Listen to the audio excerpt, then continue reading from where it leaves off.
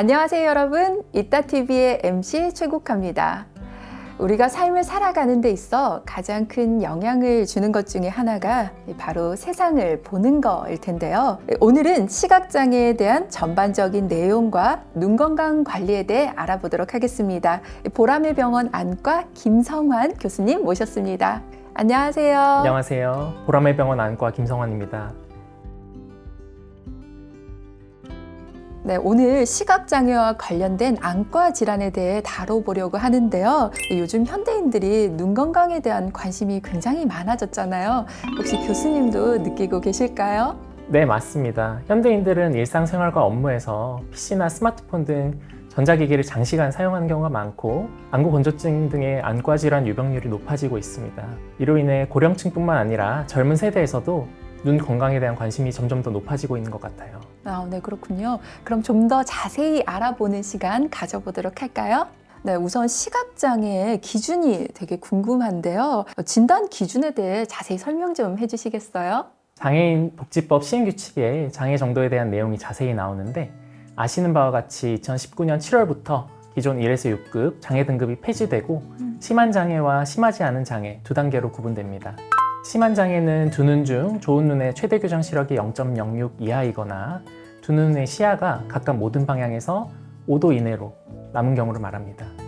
심하지 않은 장애는 두 눈 중 좋은 눈의 시력이 0.2 이하이거나 두 눈의 시야가 각각 모든 방향에서 10도 이하인 경우, 두 눈의 시야가 각각 정상 시야의 50% 이상 감소한 경우, 두 눈 중 나쁜 눈의 시력이 0.02 이하인 경우, 두 눈의 중심 시야에서 20도 이내에 두 개로 보이는 복시가 있는 경우를 말합니다.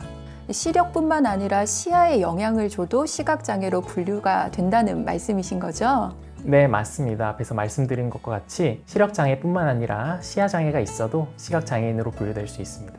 시야장애를 일으킬 수 있는 대표적인 질환으로는 녹내장이 있으며 망막 색소 변성증은 유전자 이상으로 인해서 빛을 받아들이는 광수용체 기능이 손상돼서 밤에 잘 보이지 않는 야맹증과 주변 시야가 좁아지는 시야 협착 등의 증상이 발생하고 진행하는 질환입니다. 네, 그렇군요. 이 뇌졸중 환자에게서 시야장애가 많이 발생한다고 들었는데 사실인가요? 네, 뇌졸중 환자의 약 20에서 57%에서 시야 이상이 동반된다고 보고된 바 있습니다. 뇌졸중에서 흔히 발생하는 시야 이상은 양쪽 눈의 좌측 혹은 우측 시야 절반이 보이지 않는 동측 반맥이 있습니다. 저는 완전히 보이지 않는 상태만 시각장애인 줄 알았는데 일부만 안 보여도 이 시각장애에 포함될 수 있다는 걸 오늘 처음 알았네요. 그런데 교수님, 사실 눈이라는 건 휴대폰을 조금만 봐도 쉽게 피로해지기도 하고 또 잠을 잘 못 자면 뻐근해지기도 하잖아요. 저도 아나운서 일을 하다 보면 대본을 많이 봐야 해서 눈이 아플 때가 많거든요. 그러다 보니 눈 건강의 적신호를 파악하는 게 쉽지는 않더라고요. 어떤 증상들을 좀 주의해서 봐야 할까요? 네, 맞아요. 아무것도 아니겠지 하고 넘기지만 실제로는 심각한 질환일 수 있습니다. 갑작스럽게 시력이 저하되거나 눈앞에 떠다니는 점이 많아지거나 시야 일부가 가려 보이거나 심한 눈의 통증과 함께 두통이나 구토가 동반되는 그런 경우, 그리고 양안을 뜨고 볼 때 사물이 두 개로 보이는 그런 복시가 갑자기 생기는 경우에는 안과를 방문해 진료를 받는 것이 중요합니다. 그럼 그런 경우에는 이 시각장애를 유발할 수 있는 질환을 의심해도 된다는 거죠? 네, 맞아요. 갑작스럽게 나타난 심한 비문증은 망막 열공, 망막 주변부가 찢어지는 그런 질환이나 아니면 망막 박리, 망막이 떨어지는 그런 증상일 수 있으며 심한 안구 통증은 급성 폐쇄각 녹내장이나 각막 궤양과 같은 질환일 가능성이 있습니다. 또한 이제 시야가 가려 보이거나 어두워지는 증상은 앞서 말씀드린 망막 박리나 혹은 뇌졸중, 그리고 망막 중심 동맥 폐쇄의 신호일 수 있으며 갑자기 발생한 복시는 뇌졸중이나 뇌종양, 뇌동맥류 등 뇌병변에 의해 발생했을 가능성이 있습니다. 네, 갑자기 무서워지는데요. 그렇게 실명까지 가는 경우도 있을까요? 네, 말씀드린 질환들은 빠른 진단과 치료가 필요하며 치료가 지연되면 돌이킬 수 없는 비가역적인 시력 손상이 발생할 수 있습니다. 또한 뇌병변이 확인될 경우 신경과나 신경외과와의 협진이 필요할 수 있겠습니다. 네, 들으면 들을수록 눈시력 변화에 민감하게 반응해야 할 것 같다라는 생각이 드는데요. 당뇨도 눈 건강에 치명적인 병으로 알려져 있잖아요. 좀 더 자세히 알고 싶어요, 교수님. 네, 당뇨 망막병증은 당뇨의 3대 미세혈관 합병증 중에 하나로 망막의 미세혈관이 손상되고 피가 통하지 않는 허혈성 변화가 일어나는 질환입니다. 당뇨 망막병증이 진행하면서 망막, 즉 눈의 필름에 해당하는 중심부인 황반에 부종이 발생할 수 있으며 질환이 진행되면서 신생혈관이 자라나는 증식성 변화가 나타날 수 있습니다. 그럼 점점 시력이 저하될 수도 있다는 말씀이신 거죠? 네, 맞습니다. 당뇨 망막병증이 진행되면서 황반 부종이 발생하면 시력 저하가 나타날 수 있습니다. 그리고 신생혈관이 발생하는 증식성 변화가 진행이 되면 유리체 출혈이나 견인 망막 박리 등의 합병증이 생기면서 시력 저하가 진행이 될 수 있습니다. 적절한 치료가 이루어지지 않는 경우 망막 손상으로 인해 영구적인 시력 손상이 발생할 수 있으므로 당뇨 환자분들은 정기적으로 안과 검진을 받는 것이 중요합니다. 그럼 당뇨 환자분들은 시각장애를 예방하기 위해서 무엇보다 혈당 관리가 굉장히 중요하겠네요.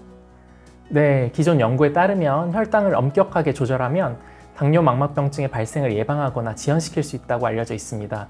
따라서 혈당 관리를 철저하게 하는 것이 가장 중요합니다. 정기적으로 혈당을 체크하고 건강한 식습관과 규칙적인 운동을 통해 혈당을 조절하는 것이 필요합니다. 또한 최소 연 1회 안과 검진을 통해 망막 상태를 확인하는 것이 좋으며 특히 혈당 조절이 어려운 환자분들은 더 자주 안과 검진을 받는 것이 좋겠습니다. 이미 시각장애가 있는 분들도 당뇨병 예방을 위해 철저한 관리가 필요하겠습니다.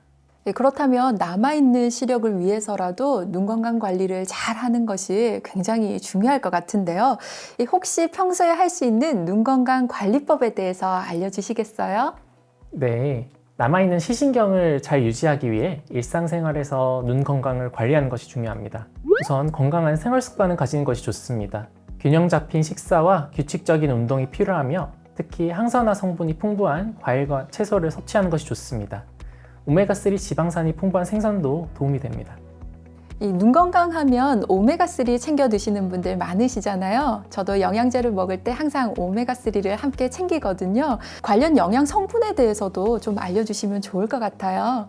네, 비타민 C와 비타민 E는 항산화 효과가 있어서 눈 건강에 도움이 될 수 있다고 알려져 있습니다.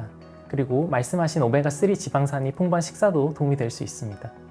그리고 녹황색 채소에는 루테인이 풍부하고 밝은 채소와 과일에는 제아잔틴이 풍부해서 황반 보호와 산화 스트레스 감소에 도움을 줄 수 있습니다.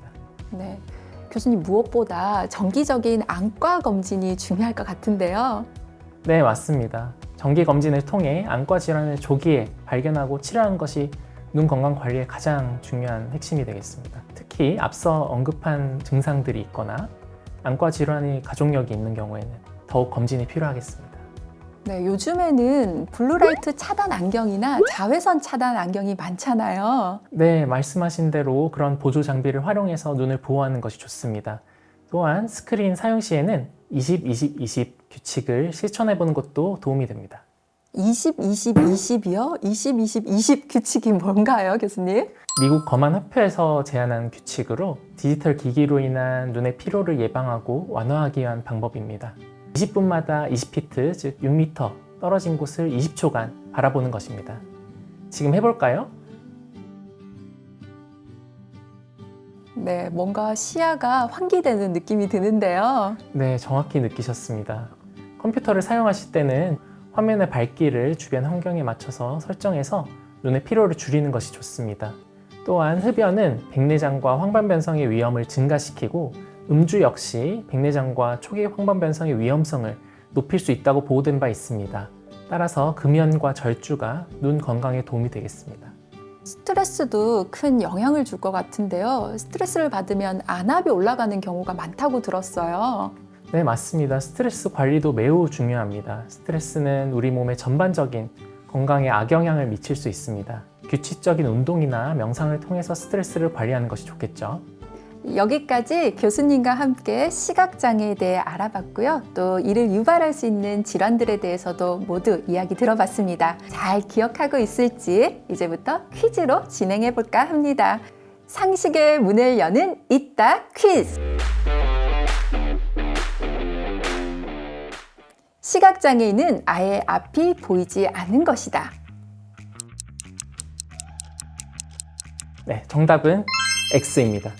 시야가 일정 각도 이내로 좁아지는 시야장애도 시각장애에 포함되고 시력이 시각장애 기준 이하로 저하되면 시각장애로 판정됩니다. 한쪽 눈이 실명하면 다른 쪽 눈도 실명한다. 정답은 X입니다. 두 눈은 각각의 시신경을 통해 뇌로 연결되기 때문에 한쪽 눈이 실명해도 반대쪽 눈이 반드시 실명하는 것은 아닙니다. 하지만 실명의 원인이 되는 기저질환이 반대쪽 눈에도 영향을 줄 수 있으며 시력 저하를 일으킬 수 있는 다양한 안과 질환들이 있기 때문에 다른 쪽 눈의 관리에 각별한 주의가 필요합니다. 네, 오늘 정말 좋은 정보 많이 들었는데요. 눈 건강이 얼마나 중요한지 다시 한번 느낄 수 있었습니다. 그럼 마지막으로 교수님, 이따TV 시청자 여러분들께 전해주실 메시지가 있다고 들었거든요.